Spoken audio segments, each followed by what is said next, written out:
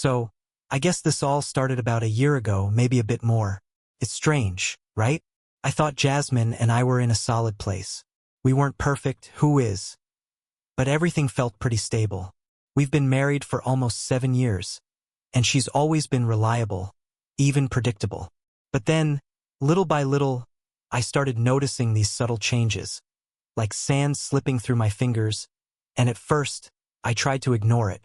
I figured maybe she was just going through some self-care phase or whatever. I didn't want to be the overprotective husband, questioning every little thing. But looking back, I really should have trusted my instincts earlier. The first sign was her routine. Jasmine had always been so predictable that I could almost set my watch to her daily schedule. She'd hit the gym in the mornings, spend her afternoons running errands or catching up with friends, and then we'd have dinner together. But suddenly, she was leaving earlier and coming home later. She said she needed more time for herself. I thought, whatever, everyone needs their space. But it wasn't a one-time thing, this became her new normal. She'd be gone before I'd even finished my coffee, and more often than not, she wouldn't come back until I'd already had dinner. One night, she came home with a shopping bag, a high-end jewelry bag, by the way. I remember joking, "You get a raise or something?" She just laughed and said she was treating herself. And that's when I started getting suspicious. Jasmine, the woman who'd clip coupons and wait for sales, now treating herself to designer bags, perfumes, and apparently jewelry? Something didn't add up. I tried to brush it off, but I couldn't shake the feeling. Who was this woman who came home with luxury bags and armfuls of new clothes? I had never seen her spend money like that in all the years I'd known her. Even my sister, Lauren, noticed the change. She'd swing by for dinner or a quick chat, and every time Jasmine would pull out some new shiny accessory, it was like Lauren couldn't help but give her the side eye. One time, she even pulled me aside and asked, "Daniel, what's going on with Jasmine? She's different." I didn't have a good answer. What was I supposed to say? That my wife seemed like she had a secret life? But yeah, it definitely made me think more. I started seeing things I'd been ignoring before. Then there was Emily, our neighbor. Emily can be a bit nosy, not gonna lie, but now I'm thankful for it. She casually mentioned she'd seen Jasmine at this cafe or that restaurant with some guy. She didn't go into much detail, just dropped it like it was nothing. A guy? Jasmine and some guy? I brushed it off with Emily, didn't want to jump to conclusions, but my mind was racing. What was she doing with another man? That's when I started paying close attention. One night, after she'd fallen asleep, I went through our joint account statements, and there it was right in front of me. Charges for massages, spa services, expensive lunches, all at places she'd never mentioned. She didn't even like massages. Couldn't believe my eyes. It was like looking at a new version of my life, my marriage, in black and white, and none of it made sense. I'd lie there in bed, staring at her while she slept, wondering if I was just imagining things or if I was losing my mind. Was she just venting? Was she bored? Or was there more to it? I started feeling like I was unraveling. I'd imagine all these scenarios. Some innocent, like maybe she just made new friends or wanted to change. But then my mind would shift to the darker thoughts. Was she hiding something from me? Was there a whole other side of her life I didn't know about? And the worst part? I couldn't bring myself to just ask her. I mean, what do you say? "Hey, Jasmine, are you cheating on me?" That would sound crazy, right? And part of me didn't want to believe that could even be possible. After a few days of biting my tongue, I finally confronted her about the massages. I mean, maybe I was jumping to conclusions, but I had to know. So, I casually brought it up one night when she got home. I said, "Hey, you've been going to these massage places a lot." "Huh? Must be nice." I tried to keep it light, but damn, if she didn't tense up just for a second before flashing me a too bright smile. She brushed it off with some excuse about it being just relaxation, and that it wasn't worth discussing. Not worth discussing. That rubbed me the wrong way. Since when did she get so secretive about something as simple as a massage? And the way she acted, it wasn't just evasive. It was like she was daring me to ask more. So, I let it go for the moment, but my suspicions were spiraling out of control. I was done giving her the benefit of the doubt. The next day, I was still fuming when I ran into James. Now, James is a good guy, a friend of mine who works at a bank. I don't know what got into me, but after a couple of beers, I ended up spilling everything. The new spending habits, the unexplained outings, her weird defensiveness. James listened without saying much, just nodding seriously. When I mentioned the joint account charges, his expression changed, and he offered to look into it. Nothing too crazy, he said. I'll just see if I can spot anything off. A few days later, he called. The second I heard his voice, I knew something was up. There were payments for massage services, but they were linked to some shady accounts I didn't recognize, stuff that didn't add up. James didn't say much else. He just sent me the details and told me to stay alert. Around that time, I started talking to a new guy at work. Ryan. It's funny how these things happen. He casually mentioned he'd been through a tough time with his wife. I asked him about it, and he told me she'd been seeing someone behind his back. He'd been blindsided at first, but eventually he pieced things together. Then he looked me dead in the eye and said, "Man, if you've got doubts, don't ignore them. Sometimes you need to bring in the pros." That's when it hit me. I couldn't just keep sitting around guessing. I had to know for sure. I was sick of that constant knot of dread in my stomach, second-guessing every little thing. So, a few days later, I met with a guy named Kyle. He was a private investigator Ryan had suggested. Kyle was all business, calm, collected, no questions asked. I laid it all out for him. The bank statements, the strange charges, the way she'd become a total stranger to me. He took it all in, nodded, and jotted down some notes. "I'll be discreet," he assured me, "but I'll get you the answers you need." What came next was one of the longest, most agonizing weeks of my life. Every time she left the house, every time my phone buzzed, I felt this mix of electric anticipation and dread. I didn't even know what I wanted more, to be right or to be wrong. Then came Kyle's call. He said he had something for me. I met him in this dingy little cafe, my hands shaking as he slid an envelope across the table. Inside was a stack of photos, each one like a dagger to my chest. There she was, Jasmine, my wife, sitting across from some guy, her hand on his arm. Their heads were close, too close, and she was laughing, really laughing, a look I hadn't seen from her in months. It wasn't just friendly, it was intimate. And then, the kicker, there was a video. Kyle handed me a USB drive, not looking me in the eye. "This one, you might want to sit down for," he said. When I watched it later that night, it was like every one of my worst nightmares coming true. There she was again, arm in arm with this guy, Logan, the masseur. Apparently, they walked into a hotel together, like it was the most casual thing in the world. I didn't need to watch any further. I already knew what was about to happen, and that was enough. I sat there, everything spinning. It felt surreal, like I was watching some other guy's life fall apart. My fists clenched, my whole body tight with rage, betrayal, and hurt, all at once. I couldn't believe how effortlessly she'd lied to me. The late nights, the fancy gifts, the me time. It had all been for him. I was angry, but what hurt even more was the deep, raw wound. I started replaying our happy memories, but now they felt hollow, empty. I couldn't get the image of her with him out of my head. It was like a knife twisting in my gut. But then that pain turned cold, like ice. That night, I went through every photo I could find of us. Trips we'd taken, holidays, birthdays. It felt like I was watching some other person's life, some idiot who'd been naive enough to trust. I couldn't reconcile the woman in those pictures with the one sneaking off to hotels with another man. But as I sat there, the bitterness building up inside, an idea began to form. I wasn't going to let this slide. She'd taken something from me, my trust, my love, my loyalty, and made a joke out of it. That I couldn't forgive.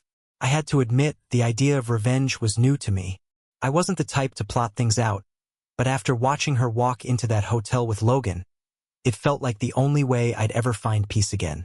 Jasmine had turned me into a fool, and the more I thought about it, that bitterness hardened into something darker. I knew exactly when I'd make my move, our anniversary. After all, she'd already turned our marriage into a joke. Why not make it official? I kept my distance from her the next few days, staying calm and neutral, pretending nothing was wrong. She seemed pleased, probably thinking she'd outsmarted me. Meanwhile, I was working behind the scenes, gathering every piece of evidence I had. Photos, bank statements, receipts for those massages and gifts. I wasn't going to let her talk her way out of this when the time came. Then, I reached out to people I trusted just enough to cover my bases. My brother, Aaron, was the first one I went to. He'd never really liked Jasmine, and the minute I mentioned the affair, he wasn't surprised.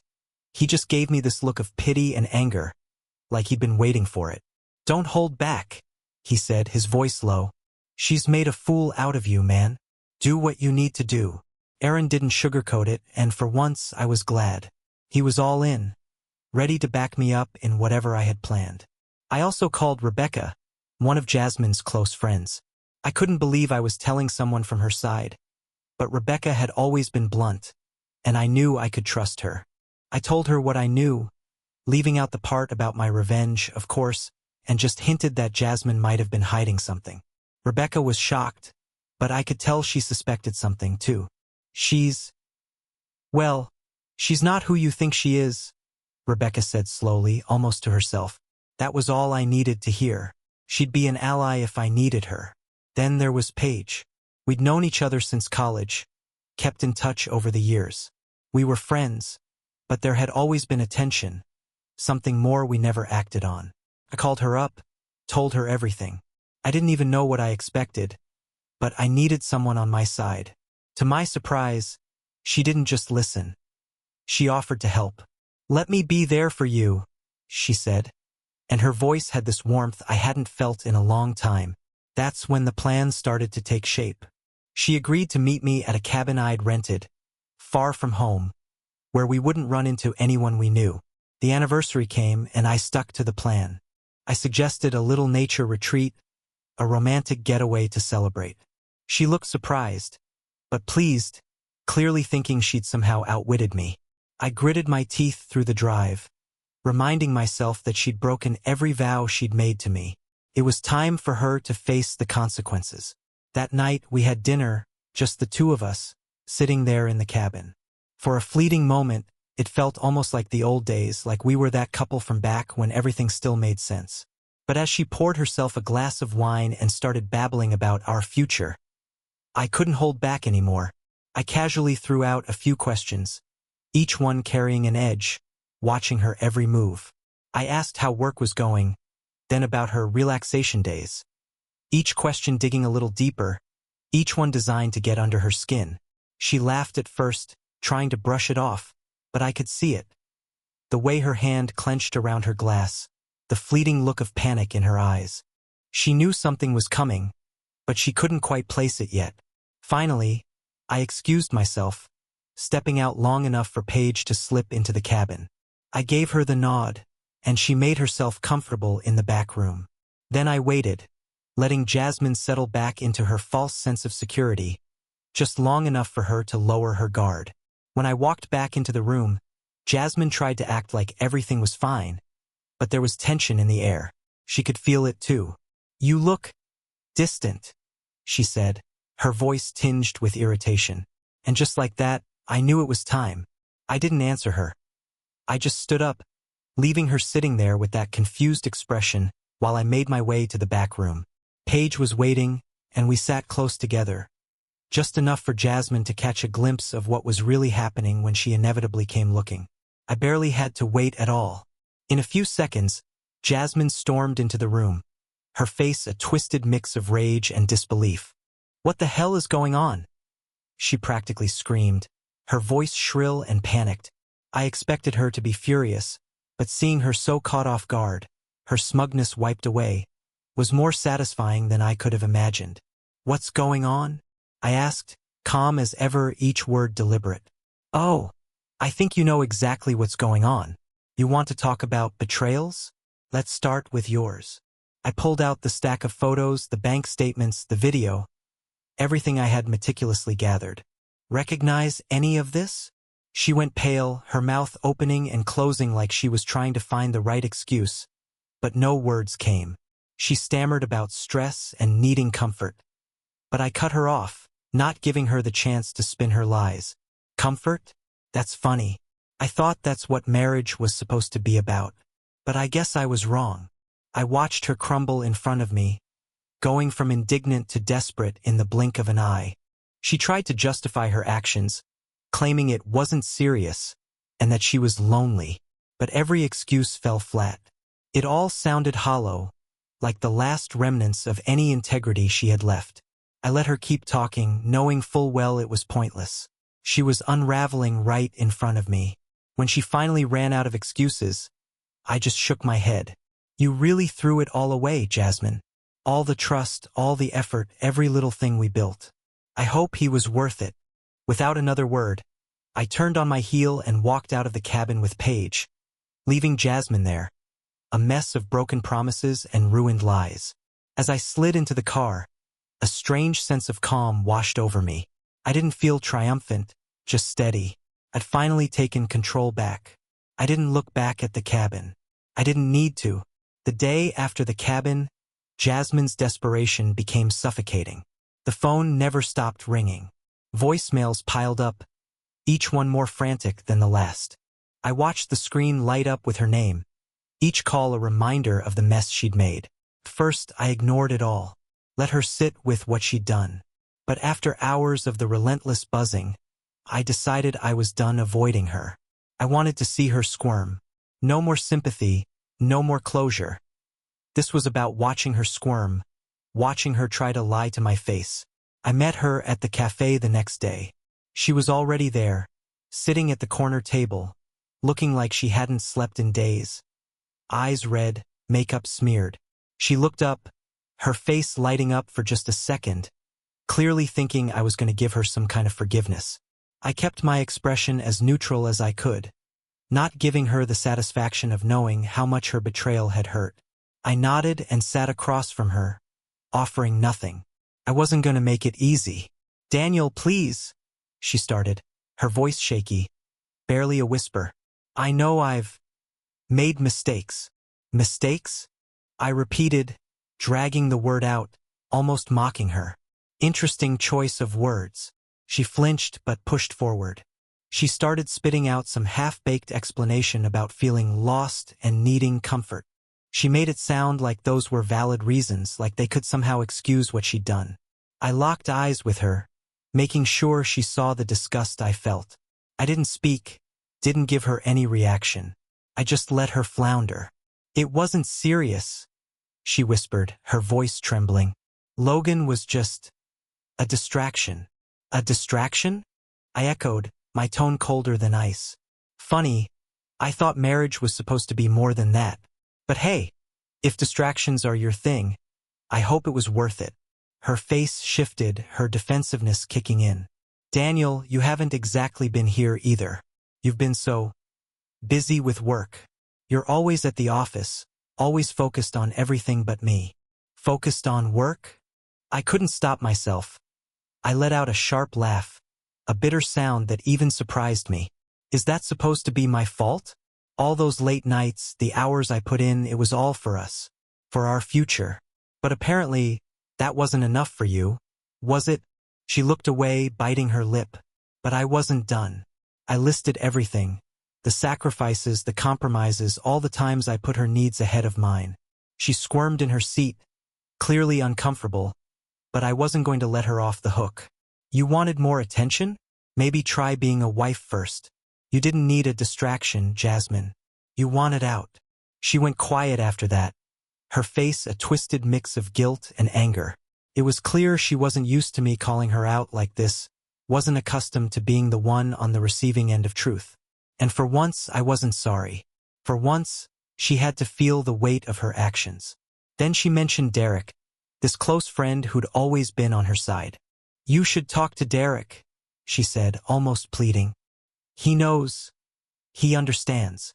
I almost laughed. Derek, the same guy who'd always told me to ease up on her, the one who thought Jasmine could do no wrong. Fine. If she wanted me to talk to him, I'd do it. So I did. A few days later, I met Derek. I laid it all out for him. The affair, the confrontation at the cabin, the financial lies, the months of deceit. He sat there stunned. I could see that flicker of pity in his eyes. And then, as the reality hit, his expression changed. First disbelief, then shame. He finally saw her for what she really was. Even her closest friend was starting to pull away. With Derek now out of the picture, I turned my focus to the legal side of things. I'd hired Rachel, a lawyer who came highly recommended. She didn't waste time with pleasantries. Her approach was straightforward and no nonsense, which I appreciated. I went over every detail with her, laying out the entire mess, the receipts, the lies, everything. She sat there, taking it all in, making notes. When I finished, she gave me a slight smile. "You've got a strong case," she said, her voice calm, almost comforting. "She's betrayed you on multiple levels, and we can use that." Rachel advised me to document everything, every bank transfer, every questionable charge. I dug in, going through everything, and it was oddly satisfying. Knowing all this would come back to bite her in court was a small consolation. Then there was Samantha, one of Jasmine's old acquaintances. I never expected her to take my side, but once she caught wind of the affair, her entire attitude shifted. Samantha was well connected, knew everyone in our circle, and she had a knack for spreading news without directly saying anything. Slowly but surely, Jasmine started becoming an outsider. Invitations to gatherings, brunches, events she used to be at the center of, they all started drying up. Samantha never outright told anyone what was going on, but somehow word spread. Jasmine's so-called friends began distancing themselves, and it felt good to watch. The lies she'd built were crumbling around her, piece by piece. Finally, the day came when I filed for divorce. I thought Jasmine had seen it coming, but when her lawyer served her the papers, she looked completely blindsided. It was like she couldn't wrap her head around the fact that this was real, that she was actually going to face the consequences. Through Rachel, I made it clear that I wasn't going to make this easy. This wasn't going to be some amicable split where she just walked away with half of what I'd worked for. Rachel was relentless, tearing through every legal loophole to ensure I'd keep what was mine. The house, the savings, the assets. Jasmine had betrayed not just our marriage, but my hard-earned finances, and I wasn't going to let her profit off that. Rachel also told me to keep digging into our finances, so I went even further back. Months, even years, searching through joint accounts, receipts, everything. What I found only made me more furious. She'd been using our money for lavish dinners, shopping sprees, weekend getaways, all labeled as self-care. I could only imagine how much of our money had gone to Logan. Gifts, trips, things she'd hidden under vague excuses. Seeing it all laid out in front of me, the full scope of her betrayal hit me hard.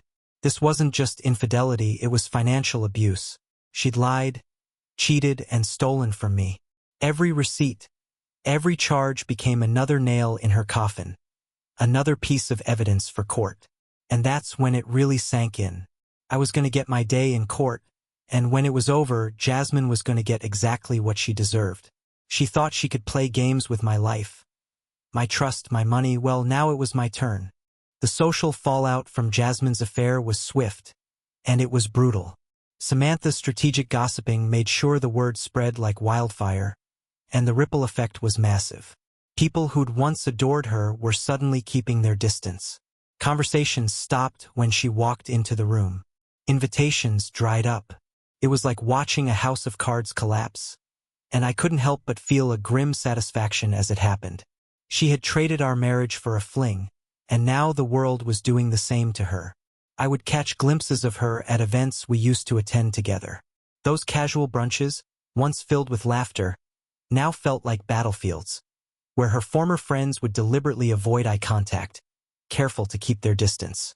I saw the hurt in her eyes, the desperation in the way she tried to engage people who were no longer interested in her. It was as if the more she reached out, the more they pulled away, leaving her isolated and alone. And honestly, part of me enjoyed it, watching her try to fight for a place she'd already lost. While Jasmine's world crumbled, I started finding my footing again. Logan, on the other hand, was quick to drop her when the financial reality hit. As the divorce proceedings dragged on and Jasmine's money started dwindling, he began avoiding her calls. He found new, wealthier clients, people who could give him what he truly wanted, money. It was poetic, really, watching her chase the man for whom she'd sacrificed everything, only to be met with cold silence. The man she had chosen over our marriage had only wanted her for what she could provide. The tables had turned, and now she was left with nothing but the wreckage of her poor choices. Meanwhile, my friends and family became my rock, rallying around me with unwavering support. They were horrified by Jasmine's actions, but their compassion made me feel something I hadn't felt in a long time: hope. Matthew and Nicole, an older couple who had been there for us from the start, reached out to me. They invited me into their home for dinners and gatherings, creating a safe space where I could open up without fear of judgment. Their kindness soothed my wounded pride, and through their company, I began to feel like I wasn't entirely broken. They introduced me to new faces, different perspectives, and slowly, I began to break free from the shell I'd locked myself in. At one of those gatherings, I met Julia, one of Samantha's friends. She had recently come out of her own breakup, and we instantly connected over our shared pain of betrayal. There was an unexpected camaraderie between us, a deep understanding that only those who've been hurt can truly share. Julia was authentic and easy to talk to, and it felt comforting to be around someone who didn't judge but simply understood. As we spent more time together, our friendship grew, and for the first time since everything fell apart, I felt a spark of excitement about the future. Throughout the divorce, I found solace in the legal victories, thanks to Rachel's relentless pursuit of justice. She tore apart Jasmine's flimsy arguments, using every shred of evidence I had meticulously collected to secure a favorable ruling. I kept the house, maintained my assets, and, most importantly, held on to my dignity. Watching Rachel work was nothing short of exhilarating. Her confidence became mine. With each legal win, Jasmine's hopes of a lavish settlement crumbled, and I started to feel the sweet taste of justice settling in. But once the dust settled, I was left with an emptiness I hadn't anticipated. I had won, hadn't I? I had taken control, fought for what was mine, defended my honor, and secured my future. Yet there was this strange hollowness inside me. Watching Jasmine's downfall wasn't the triumph I had imagined. It didn't feel like victory. Instead, it left a bitter aftertaste. Yes, I had fought for everything I had, but in the process, I had also lost something deeply important: my marriage, my trust in others, and perhaps even a piece of who I was. During this time of reflection, I realized I needed to reconnect with the world beyond the pain. I reached out to my friends, explored hobbies I had pushed aside, and threw myself into projects I had neglected while caught in the turmoil of my marriage. I even started exercising again, rediscovering the rush of endorphins as I ran or lifted weights. Slowly, piece by piece, I reclaimed parts of myself that I had buried under years of complacency. Despite the emotional roller coaster, I began learning to look ahead instead of dwelling on the past. With Julia's support and the encouragement of my friends, I started to look forward to what came next. It wasn't just about moving on, it was about rebuilding, reconstructing a life that was truly mine, one that wasn't defined by betrayal but by my own choices. Amid the chaos, I found a strange peace. Jasmine may have chosen to destroy our marriage, but I had the power to rebuild my future on my terms. For the first time in a long time, I felt like I was stepping into the light, leaving the darkness of deception behind. I wasn't just surviving anymore. I was moving forward. When the divorce was finalized, a strange mix of relief and anticipation washed over me. It was finally time to embrace my new life fully, to leave the past behind and step into a future that was wide open. I knew there was still a long road ahead, but for the first time in years, I felt hope again. I started small, taking up hobbies I had neglected during my marriage: guitar lessons, cooking classes, and even a weekend woodworking workshop. Each new activity felt like a step toward reclaiming the parts of me Jasmine had stifled. I even booked a solo trip to the national parks I'd always dreamed of exploring. The thought of hiking through untouched landscapes, immersing myself in nature, was liberating. Finally, I was doing something for myself, something I wanted. Julia became an important part of this new journey. What started as a friendship built on shared experiences of betrayal blossomed into something deeper, more meaningful. She encouraged me to step out of my comfort zone, to try new things. We started hiking together, exploring trails that led to stunning vistas and hidden gems. I remember one hike in particular, where we reached the summit just as the sun began to set, painting the sky with brilliant oranges and purples. Standing there, taking it all in, I felt a rush of gratitude for my life and the beauty I had ignored for so long. We also took art classes together, painting, pottery, and even a cooking class where we stumbled through recipes and laughed at our mistakes. Those evenings, spent creating something together, were therapeutic, reminding me of the joy in simple things. As our bond grew, I found myself falling for her. This time, it felt different. No games, no deceit, just two people who truly understood each other's pain and had found support in each other. Then, out of nowhere, I received a message from Jasmine. It had been months since we'd spoken, and there she was, reaching out for closure. Her words were desperate, her tone laced with regret. She was living in a modest apartment, working a low-paying job, facing the consequences of the choices she had made. She apologized, tried to explain herself, and sought some way back into my life. I read her message, feeling a swirl of emotions I hadn't expected. Part of me wanted to lash out, to remind her of everything she had done. But I paused, took a breath, and decided to respond with the grace I had worked so hard to cultivate. I offered her closure, politely explaining that I had moved on and found happiness again. I wished her well, but made it clear there was no place for her in my life anymore. It felt good to stand firm, to own my decisions without letting anger cloud my judgment. As summer approached, I decided it was time to celebrate my new beginning. I threw a gathering at my house, inviting everyone who had supported me through the storm. Rachel, Samantha, Matthew, Nicole, and, of course, Julia. I wanted to thank them for being my anchors, for helping me rebuild my life. The evening was filled with warmth and laughter, the kind of atmosphere I hadn't felt in years. I shared my journey with them, how I had picked up the pieces and put myself back together. It was a cathartic moment, a chance to acknowledge the love and friendship that had helped me survive. Then, with a deep breath, I introduced Julia as my partner. The room erupted in cheers, and as we raised our glasses in a toast to new beginnings, I felt a profound sense of peace. This was it, the life I had been searching for. Looking around the room, I saw faces that had witnessed my journey. I felt lighter, knowing I was no longer defined by the betrayal I had endured. I was stronger, wiser, and ready for whatever came next. The darkness had faded, replaced by the vibrant colors of my new life. In the weeks that followed, I immersed myself in my passions, traveling, exploring, deepening my relationship with Julia. The weight of the past lifted more and more with each passing day. I was no longer a victim of my circumstances. I was a survivor, someone who had taken the wreckage of a broken marriage and transformed it into something beautiful. As I looked back on my journey, I marveled at how far I had come. It hadn't been easy, but each step had led me here. One step closer to a future full of hope, joy, and a renewed sense of self. I was excited for what lay ahead. The past was behind me, and in front of me lay a bright new story, one I was eager to write on my own terms.